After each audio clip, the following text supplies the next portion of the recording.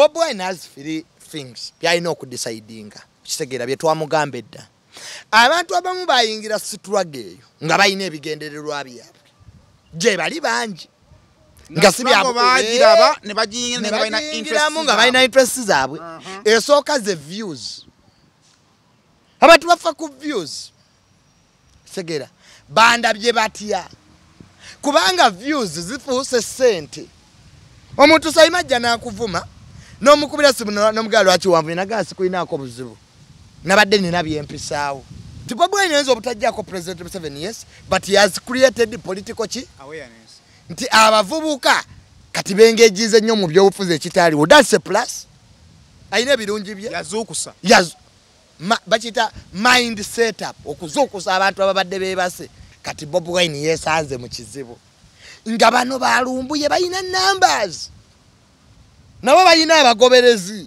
kisegera kyebalagira abantu bakikola ki bakikola teacher ne badda ku level yemu ne bafuna n'amannya oli teacher kitegera kati teacher Bob Wine olokwati lumbuye oba abatuga lumbuye baali bamukolera ebyo bye yali ayagala mu kiseera ekyo okubunya enjiri ye oba bulungi oba bubi n'okuvuma abo azironga zibali bavuma bali be yali tayagala nga tebavuma bo ekyo kyali kirungi kati ekiseera kikyuse tables zikyuse balumbuye abamaze kati okubeera established bakyuse emizinga bagitunuze mukama waabwe lumbuye ajja kunoonya n'abantu 10 abamulaba nga takyabayina nkiddemu ekiwulire nga teacher w'amaanyi nkiddemu ekiwulire kiddemu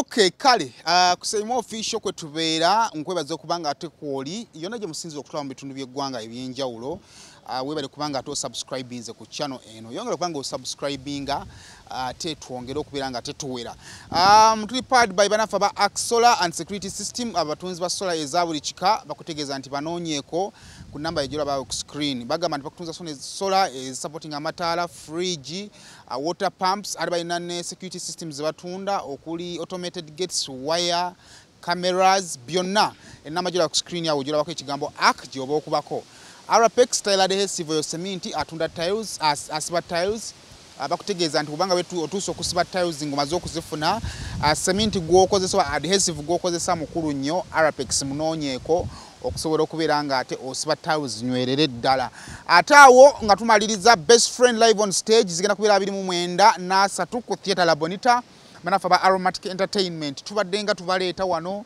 era tukyaba kuleeta naddala nga tukuwa recap ya best friend nga bwe yawedde tugenda kuba tukuleetera abazannyi ab'enjawulo naye 29 n'asatu tusingane ku theatre La Bonita emitwalo gigenda kubeera ebiri VIP gigenda kubeera emitwalo 5 ate tubeere nga tunyumirwa firimu eno ngaabo babadde obalaba Precious Remy Fifi the Queen Florence Nampija Ahmed Lubowa Mrs Segujja bonna nga babadde obalaba ku film bagenda kubanga ate bajja live ku stage embeera engero kubanga ate etambula bulungi kale mu episode yene ya Mirundi Junior nkwaniriza era ya week ewedde webali nnyo webalire ddala ate obanga okomyewo ne ku ya week eno ekitibwa kya mukama mbeera Mirundi Junior tubanga twogera ku bintu ebibadde mu week abatuwa comments zammwe feedback yammwe tujeyanza nnyo tweyanze era yetwongera okubanga ate etusindika ne tubanga twongera okumunoonya lwansonga ntukkiriza nti ebigambo nga ebifuluma mu ye bisobola okuyamba okukyusa gwe weba tebinnakyusa ggwanga kubanga process y'okukyusa eggwanga mpamvu Mirundi Junior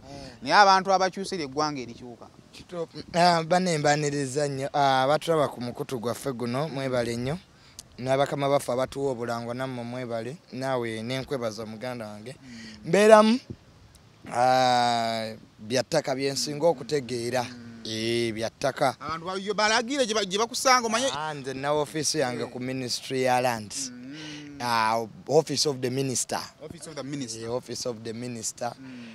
minister for state Dr. Sam Mayanja sebo mwentuula mu office kuba kati minister abane mu office ye mubamu department oba babayita ba aids ne president naye abayina so abanga yetaga okufuna obuyambi ku kino ng'agenda oba yagala mu communication ng'agenda bwaba yagala communication yange nina page yange ya Facebook kuliko enamba yange y'essimu sayagala nnyo gaba namba yange ya simu ku ku media bajja kunoonya gwe noonya twakwetaaga tasobola kulema kufuna tasobola kulema kunfuna nga waliwo neetaaga naye ebiseera ebimu nabo bwe baba bajja ewaffe basooke bayite mu processes wagendako ewa RDC kisegeera because ebiragiro ebiriwo kati ebyettaka ba RDC basooka kumala kukola then ne batukola ki kitegeeza tobuubuuka bubuusi kugamba nti mirundi junior mumanyi kangendeyo yeso so inosooka oyiteko mitendera naye kati kyetulina balooya babba nnyo abantu kwana abantu amateeka g'ettaka tebagamanyi babbulooka bo twabagoba honorable yabajjawo tewali mulimo gwa bwa bbulooka ejo twabadde wakisaawo wabadde wakiso emuzo ffe tuziyita emuzo offices ez'ebyettaka eye wakiso twagirambudde land information system egenda kukola ebyapa byonna okubiza ku system edda abantu batabulanga na fayiro ngotambula n'ebyapa byo naye kakati kati wano mu system tujja kuba tusobola obbiraba ekiyambeko ku bino ebyapa ebibiri mu kigundi kuba ebyapa bibiri ku ttaka limu era kyetwagala okukola ki okujjawo n'ebyapa ebipya ebyaleeteddwa birina barcode readers bakateekamu butesi so tewakyasobola muntu kukuba kyapa kirala ekyokubiri ow'ekibanja tagobwa ku ttaka alina obwannannyini obumuwe bwa constitution balandi road nabo balindeko tujja sooka nabo tubakoleko tulinda tteeka liyite mu parliament naye ng'ow'ekibanja beera ku ttaka lyo land road tejenaga nti oveeko naye nga kyakikola nga basasula obusuulu obusuulu tebukkirizibwa nabwo ate kikyo olina obwannannyini ku kiki ate osasula otya obusuulu kati ate nannyini ttaka ye naafuniramu ye nannyini ttaka they will be compensated naye ne compensation naye kyaliko debate waliwo abagaa nti ate constitution ekimuwadde ate nannyini ttaka ate tuba tumusasula tutya ate olina okuddayo olaba ettaka we lyajja ne likyuka abantu beewanga bwewi bano ab'edda ne bagamba wano nninawo wano wange naye ekiriwo nti ow'ekibanja abeere ku ttaka lye value y'ekyapa eba tefa anti ow'ekibanja n'agenda funa ekyapa nkwaniriza ab'ebibanja nabo bagenda funa omanyi engeri gyetuli tukufuna buli wiiki ebintu bino omanyi kati bano bebakoowa mangu wadde ebibagasa babikoowa mangu naye kati awo kati tukakibanja kufuna kyapa ow'ekibanja nakufuna ekyapa nga naye tuseera ku erifuuti yaffe 5 ku 10 bane bana 25 kwana kinasinziira kale wiiki eno olunaku olw'eggulo nolwali lunaku lwakubiri Kyagulanyi Ssentamu Robert principal National Unity Platform yavaayo n'ayogera n'akola statement eyasiikula social media ng'avaayo ng'agamba ku bantu abakozesa langi z'ekibiina n'ekisinde kya People Power ne bazambala ate ne bavuula obwakabaka bwa Buganda. Teyakoma okwo bwe yali kuziika Omugabe Katende naye n'akyeyogerera. Tetugenda kutunuulira abantu bavuula Bwakabaka generally lwa nsonga nti waliwo politics n'ebiki ebidecidezeeyo etunyinza obutaagala tuyingiremu naye njagala tukologere ku bantu abavuula kubanga ng'ovudde ku Bwakabaka bwa Buganda abantu bangi abambala kkala ne bavuula Maama Janet kubanga Bayibuli egamba teri bufuzi obutava eri Katonda. Ne bawemula omukulembeze w'eggwanga ne bawemula bannabyabufuzi ab'opposition bennyini. Ekibuuzo ekisooka abantu comment yasookedde ddala lwaki avuddeyo kati yalwawo dda abadde nga tabalaba. Nze gw'obuuza nali advisor wa Bobi Wine nabeera nnyo ne Bobi Wine oyo era Nuupu bwe yafuna Nuupu Bobi Wine yajja ewaffe n'asinkana taata wange n'amugamba nti afunye ekibiina. Mwami Kyagulanyi mumanyi si bbanga ddene oba si nnyo naye at least manye ebitono ku Nuupu kuba nagibeerangamu natuulangako mu meeting zaabwe naye kyamukisa mulungi nti bwe nali nva mu National Unity ate sina kibiina kye nneegattamu kale kyewuunyisa. Ebintu ebyasinga okunzigyamu bye bihappeninga kati ebyokuvuma okuvoola abantu ebitebangako struggle okuvuma abo be mutakwatagana nabo ndowooza nti Saimo waye n'alemu nze ndi wa Nuupu tumuvume bwabagayo okukkiriza mukirukkirizamu katumuvume tugityoboole. Saimo okuvuma bannabyabufuzi kibi naye ate ekibi ennyo kwe kugatta famire z'abantu mu bintu by'obufuzi abataziriimu. abaana bangi ku social media bakutte ebifaananyi by'abakulembeze abamu bannaddiini ne baboogerako buli kimu. Sikando gye nsobola okuwa ye Simaaka recently mutabani wa Bobi Wine wekyazuuka nti yali akola ki, yali anwa enjaga kigambibwa. Munange era ffe twakolanga ebintu bingi ku masomero naye nga bazadde baffe we babigamba bakola ki, beewuunya ko omwana aba mwana. So Simaaka ebbanga lyali emazeewo ery'emyaka 10 omanyi abantu be yakasomesa. Kakati kyoga ati mutabani wa Bobi Wine yasinga mane gye bali nno mu struggle. Nze ekyokubiri ekiriwo abamu bali planted. State eyinza okugamba omuntu genda otandika oyambalenga bo okolenga bo bavume. Naye ng'ekigendererwa kyakuswaza ki struggle kubalabisanga abavumi. Next nga abalimu balina ebibiina byabwe bakeze gataba bankona munopo nabo mwebali ate bangi. Ne wabaawo bano balumbuye Segera najja mu struggle nina entalo zange eza Buganda. Segera ekizibu kyokka ekiri mu ebyo buli omu yajja mu struggle kuki kyekyawudde struggle ya Bobi Wine. Mukama waabwe Bobi Wine yajja kujjako President Museveni. Segera bonna waabasongera nti bannanga omulamwa gwe tuliko gwakukyusa buki Mission 2021 yaga 2026 abamu ku bo baganedda feya kukyusa Buganda. Twagala Katikkiro agobwe batekeko bogwe baagala gyoli be bamulonda. Ekibuuzo waliwo omuntu ayinza okwagala okyusa Katikkiro nga talina Katikkiro gwayagala. Ati kakati politics ali emabegaawo.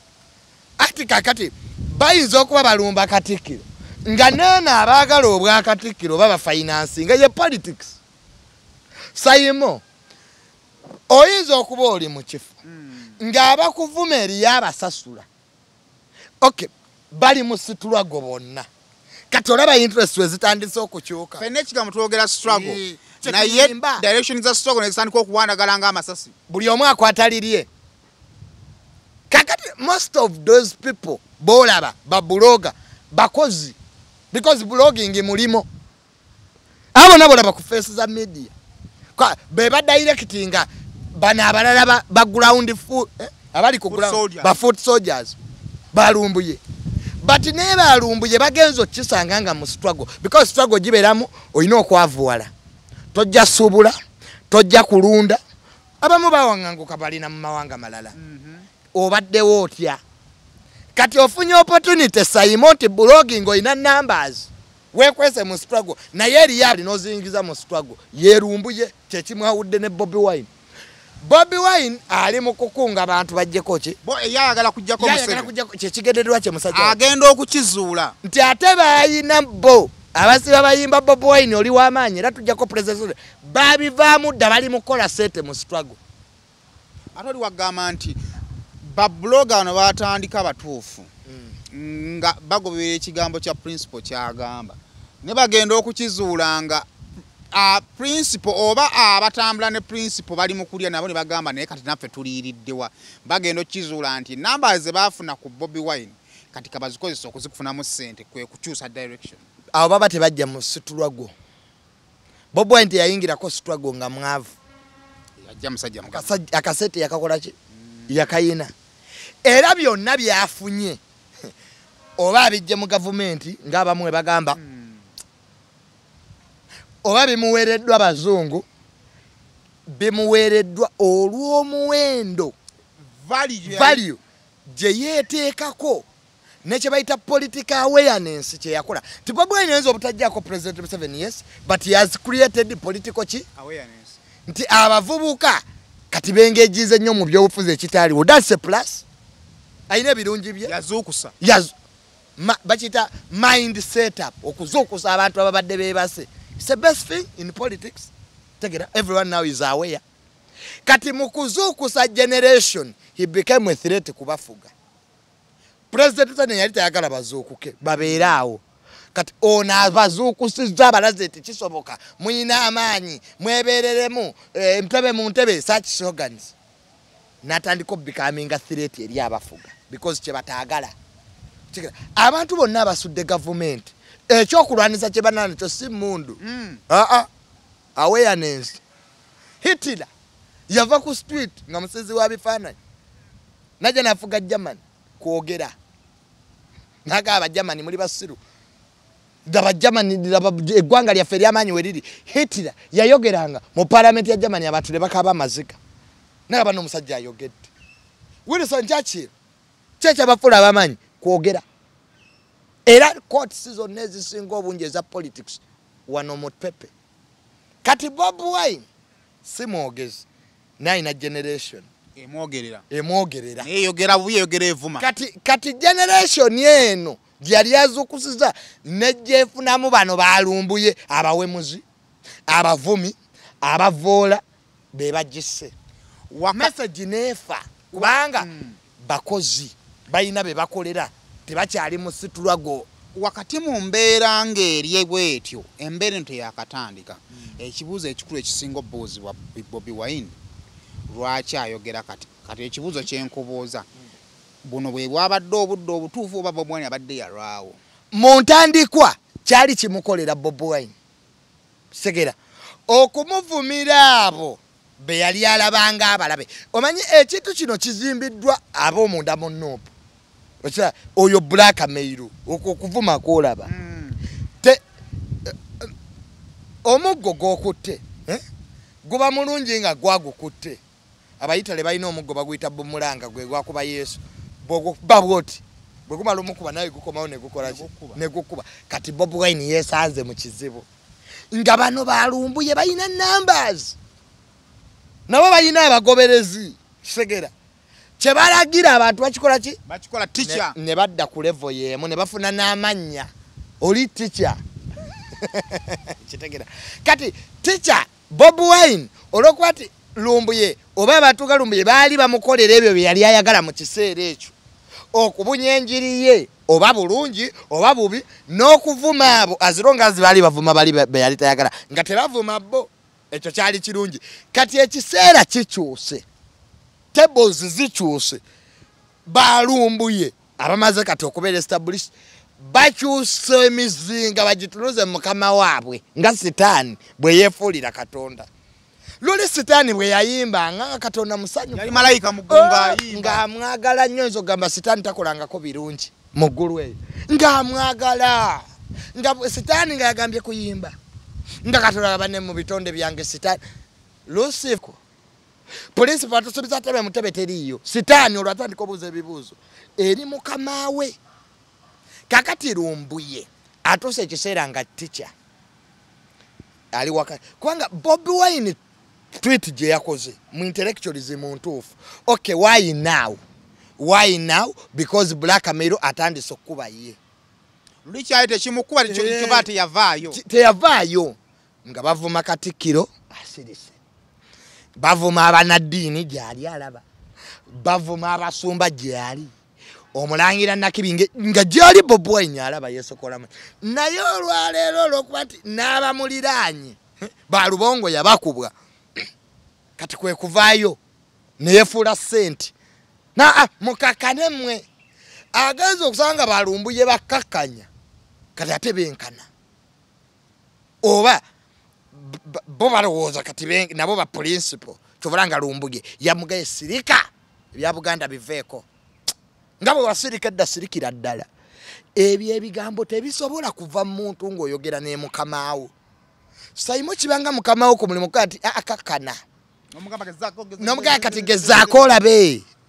oŋŋamba ngani lumbuye kye yakoze ekyo kyokka ekikolwa kye yakoze ne bwe yeetonda ayina ekifaananyi ekirala ekirala amaze okutulaga nti bulijjo gwawa na Robert Kyagulanyi Ssentamu principal gwayita president addako bulijjo takitegeeza ayina ekikye kiri ekikye ye kyakkirizaamu kyamuvuddeyo nga tategedde.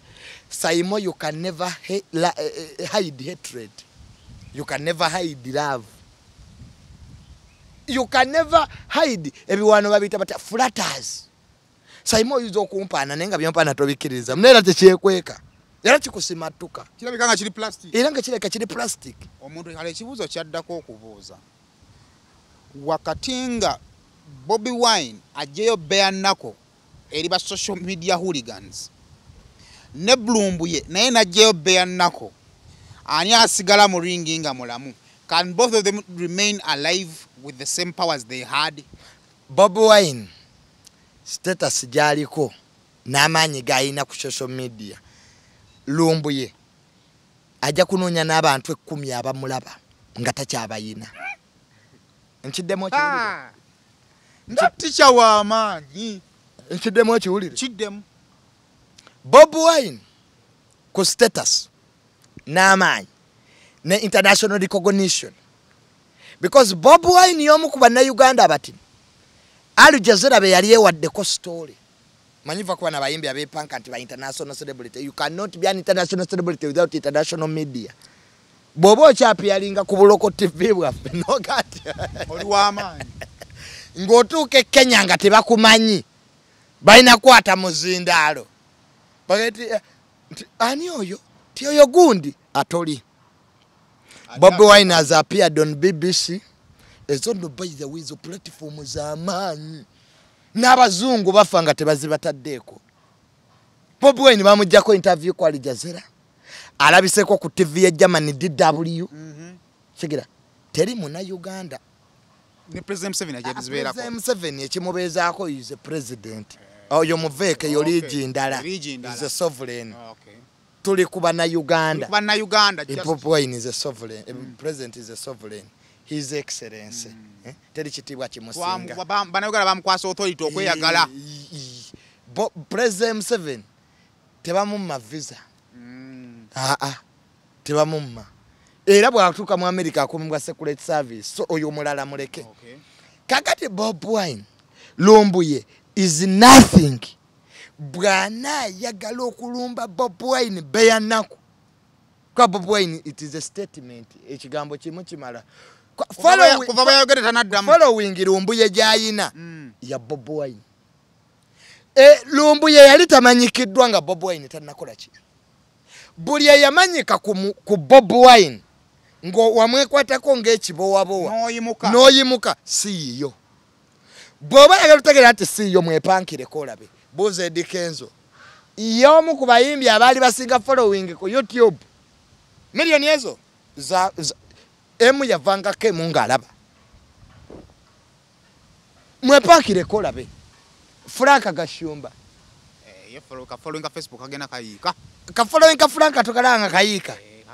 Okulumba Bobi Wine bare knuckle. You must lose Facebook. Oyina okuluzinga ki? Views.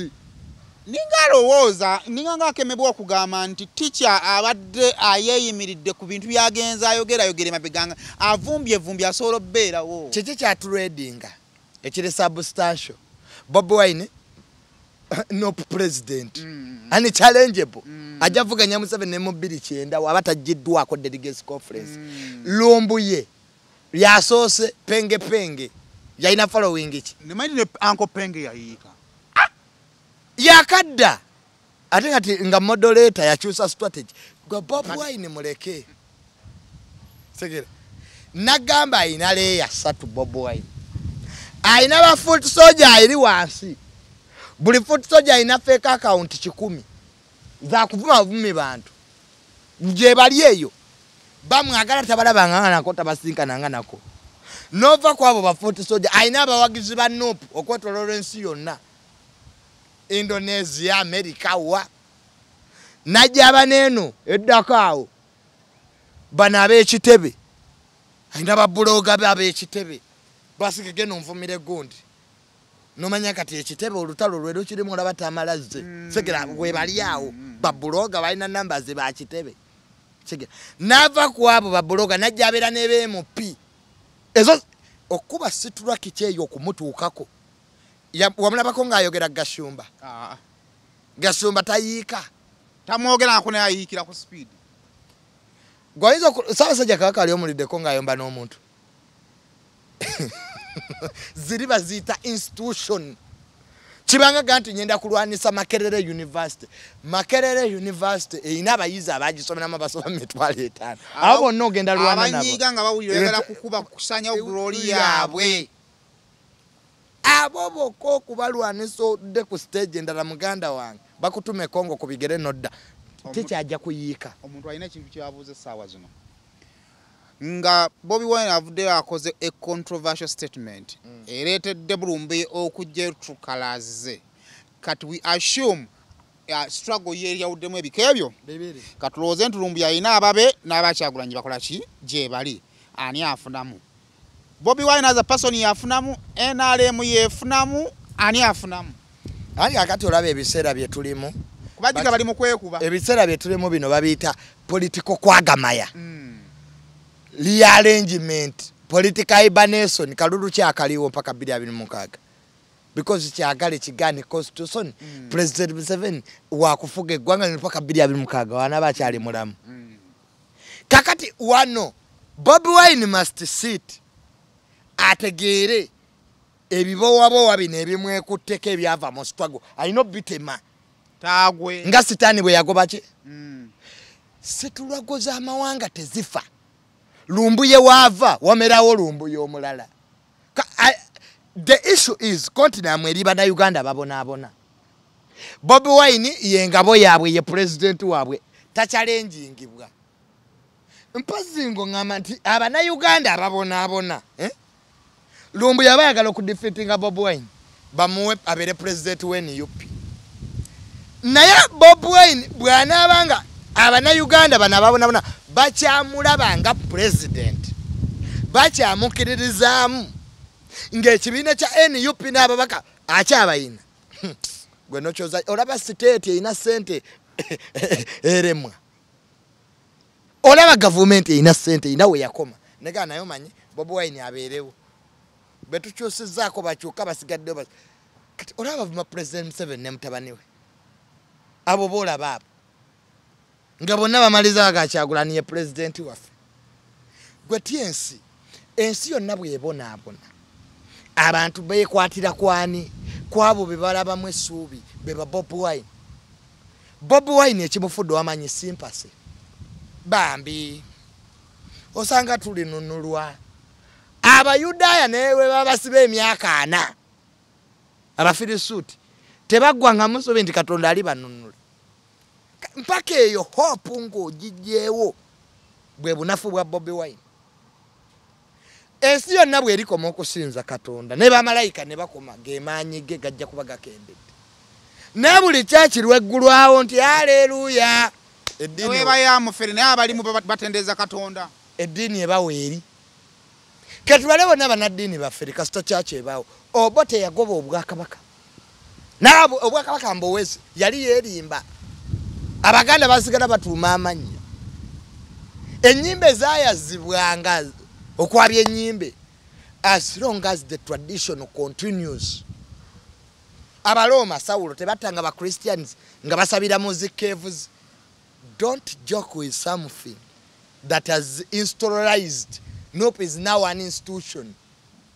Eina abagoberezi bota sola kera kumacha Bobi Wine yafuna milioni 3 gwe wesimbe Lumbo ye yesimbewo kubanga kyenalabyemu abantu teri kiwayi kye yawuddemu abantu bagenda kugamba kakati principal tuvuddeko ovudde ku teacher jangu 226 teri kiwayi kye yawuddemu gamba abasiru abatole abagwago bayinza okuba 100 nabo bantu naffe tugenze ne teacher ki but I can authoritatively tell you goza babe yawuddemu basinga government ena amanyi lwaki Bobi Wine wali kakati n'olwekyo oyo Bobi Wine sooka omuleke oyo Lumbuye talina kyali segera amaanyi agajjawa kati Saimo penge yakolangako live n'agenda n'alyanga abantu kwebali ng'ali mu kulya abantu kwebali n'akanyaniko engoyeza alagala mumanyiddwa abantu bwerabira mangu penge naga kanyaniko engoyeza nga banenzije netubeerako kwetuli penge yatuuka ng'akola live nga n'abantu 10 tebali nze bino byogana nalimbira byeko fefe kala sobola okwenyanga Bobi Wine. Why?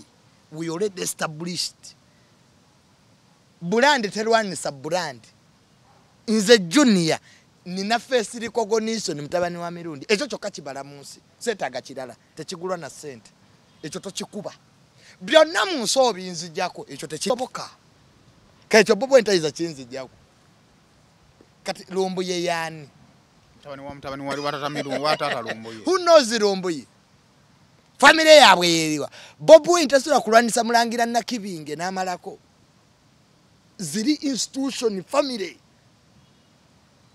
osegera kati abo bali muligize segera so okulumba obwa kabaka kibi kabaka muntu kabaka alwala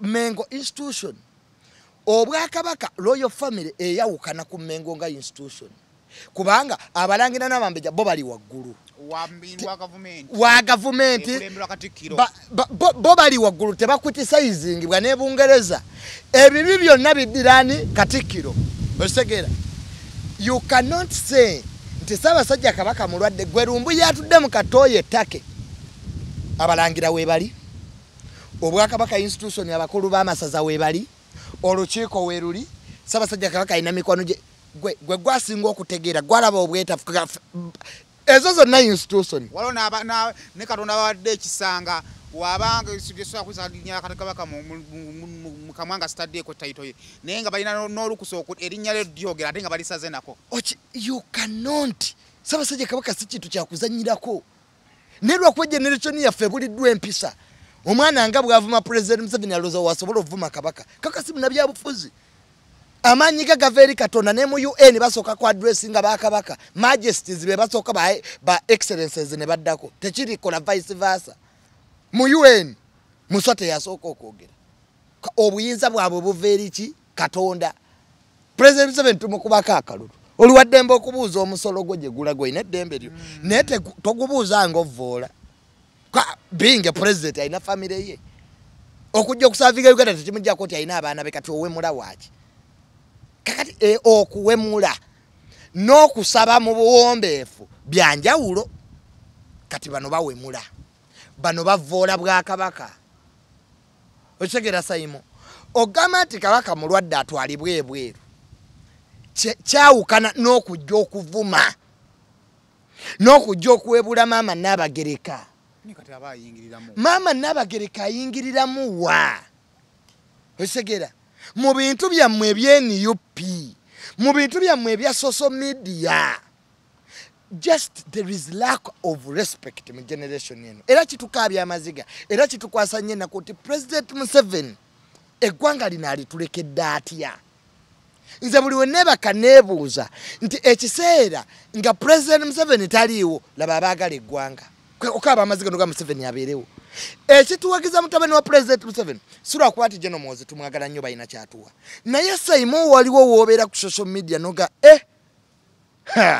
bano bebaagala ekintu bano ebintu byaffe binaabeera bitya abantu baffe banaabeera batya ng'obusungu obw'abantu abatalina mundu wadde emiggo bakozinga such violence netuddako emabega netuga nti omwana atuuka okuvuma President Museveni n'avuma maama Nnabagereka n'agattako ne Ssaabasajja Kabaka oyo mote is capable of doing anything kati ye Lumbuye omusiru tamanya nti musiru kwabaako n'abamukubira enduulu ensi yonna okufa Saimo kijje kunze kasita abasiru babeera bangi ne basinga abagezi obungi kati ekiri mu Uganda basiru bangi babuli kye bakola balaba kituufu yes teacher yoyo teacher but because of idiocy because there are many Katonda okutta abantu ku mirembe gya Nuuwa yabagamba okusanyawo Sodoma and Gomora Katonda yabagamba mumpeeyo omutuukirivu omumba sonyiwe yabula kakati Bobi Wine nga leader alina okukola ekituufu kyekiriwa kweyawula kubavuma obwakabaka jage bajjeko enkofiira ze bavume bo nga bo lwaki beekwata ku kibiina kye abantu bakitwale ti Bobi Wine yabasimbeze Bobi Wine alina byalengerera ewala nalaba bali mu Buganda nopo eri mu Central Region ate Ssaabasajja Kabaka talina kintu kye yali ayogedde kibi ku Nuupu era yagamba noga ati Bobi Wine ndifuna olunaku lumu nenzijako mu ghetto yo ndabeki ndaba abantu bo waliwo betukyasalirwa mu government lwaki kabaka agamba Bobi Wine okumukyalirako mu ghetto kakati gwe Lumbu yatudde ttake mu katoyireti gwayingira enkwatagana ya kabaka ne Bobi Wine alina kino sikiba ne kabaka nnyini yakyogerako abantu abakozesa omutimbagano abakulowesa nti nno batwagala naye nga batabangula Ssaabasajja kabaka mu bubaka bwe twabuwulira bulungi yagamba mwegendereza abo abakozesa emitimbagano abalabe ba Buganda ate naffe ne twongeramu n'osanga abasiru nga Lumbuye ngera beeyongeddeyo gwe muntu ki ate ebiragiro bya Ssaabasajja kabaka babiddamu kati bano abakaaba nga n'obubaka ku mutimbagano kwebali are they just brainwashed oba tebakyalina trust ate mu kabaka gwe balwanira no babonyebonye nnyo abantu abamu they have lost a sense of reasoning they have lost their judgment wali ovuzeeko emmotoka n'olaba ebitala nga byase green naye nga actually byase bbulu mu nsi waliwo abantu ababonyebonye they have nothing to lose kati bebo boolaba abakyala abakulu bali mawanga gali civilized nga America gyosubira nti empisa gye zisookera n'obugunjufu naye nga asobola okukwata essimu nakola ebintu nange tamala byenti okukola nga nomaliriza kano kakulu it is an observation abantu abalowooza nti nenfuga eri mu Uganda mbi bangi era okiraba mu campaign olaba nga abantu bavaayo okulaga support ku bantu b'opposition naye lwaki bw'otunira omuwendo gw'Abannayuganda abali ebweru obukaawu bwe balina naffe bwe tulina wano ffe abali wano mu kookero wano ffe wano yes you feel that pain kati saa zino lita y'amafuta tugikula 650 naye yes pain ogiwulira naye ate obusungu bali Katonda bye yayamba ate bo ne bafuluma bungi okusinga ku ffe abali wano ababonaabonera wano kiki abantu b'ebweru balonda walabeko ballot paper ya Uganda Washington walabeko ballot paper ya Uganda Dubai kakati it is just idiocy for you okukwata embeera eri mu Uganda kwa tubonaabona amawanga gonna gabonaabona okubonaabona kuli Uganda n'emisolo bagisasula mu America sebo ne mu America eriyo enguudo z'okusasulira esigere naye Abannayuganda abali wano because they are bali ku ground they know atwanta bayibikako President Museveni nti afudde abebweru tetuchampamire yali mu motoka can you sell such idiocy wano mu Uganda Saimo oba ffe tutya buti kakati ffe tuli wano buli kimu tukimanyi but they are out of touch with reality ekitusumbuwa reality nti omuntu webweru akeera ku macha n'alaba America n'ayagala America ejje mu Uganda will never be America Africa ine ebizibu byayo from colonial times enguudo eziri e Dubai tezirijja wano Africa ina neo-colonialism tukyali very young in democracy Africa still has a lot of corruption Africa ekyalina endwadde ng'Ebola up to now unlike Europe so ebizibu bya societies ne civilization ya societies zaawukana era bw'ogendako mu bitundu bya Asia ebimu baavu waliwo amawanga ku Asia maavu naye ate ng'ogenda South Korea n'ogendako e Japan n'osanga bakulaakulanye societies are different era kyova olabanga okufuna president olina osoma ebyafaayo by'eggwanga eryo President Museveni yali ku Al Jazeera ne bamubuuza ovaako ddi yagamba it is the what that gives us the who abasiru abo tebakitegeera onansonyiwa okozesa olulimi olwo President Museveni baddeyo bategeere kye yali ategeeza yagamba munnamale waje it is the what ebiyina okukolebwa ebitusoomooza nga Uganda bye bituwa omukulembeze anaakola ki Rwanda efugibwa General Kagame because of what the genocide ebizibu bya Rwanda si bya economy security Marshal Sisi Alufata yafuga Egypt lwaki Egypt yeteredde nga civilian Muhammad Mursi yamulema soma ebyafaayo bya Egypt eri mu security bye bizibu byayo okitegera kakati South Africa ye wali emirembe ebizibu byayo economy chola eri mu BRICS kakati ebizibu bya Uganda byeki? Are they economical problems? Are they political problems? Are they security problems? Ye mukulembeze gwe mugenda ofuna. Oza tunabazzaako. Gwe weebuuza ndaba. Si abantu bebweru beebuuza ebibuuzo ebyo. Bajja funa answer bave mu byekisiru bye balimu. Kale kusema official abantu baleetera okubaako bye tubajjukizaako bw'obanga olina w'owulidde nga tetukusanyusizza kasatu wakusanyusa omulundi omulala. No, this is reality. Fe tuli ku reality Saimo. Abaana baffe bajja bbaako bye batubuuza mu near future nti lwaki kino temwakyogera. Naddala nga tukyali wano omanyi na topic gyengenda okukwetera mu maaso awo. Lwaki ba public figure bwe batuuka mu myaka wakati wa 45 n'ataano Uganda ebalemerera ne bafuluma. Tujja kukomawo ne topic eyo with examples. Tovaawo. Romantic entertainment tusaka omuzanyo best friend warufieda la bonita ngabiri mwenda na 3 Julai 2022 show emwemu buli lunako okingile mtwale 2 VIP mitwale 5 tusuma buzanyi ba romantic ngasa Ahmed Lwoa Floris Nampija Ripi Fifi the Queen Hamisa Guja Kamira Iga Conrad Peter Sugar nabalala banji bonabo mu romantic entertainment mumuzanyo best friend kaneleta best friend wow and I'm a best friend ne Aromantic Entertainment kuzita la bonita abiri mwenda na 3 July Aromantic kusaniga sanye mulomo tugenda kugala ku Nikan Resort Elweza okingina mtwalo gumo kibitigidwa mu sente Yugo Flix Entertainment Flores Secrets ne Trust Films Uganda.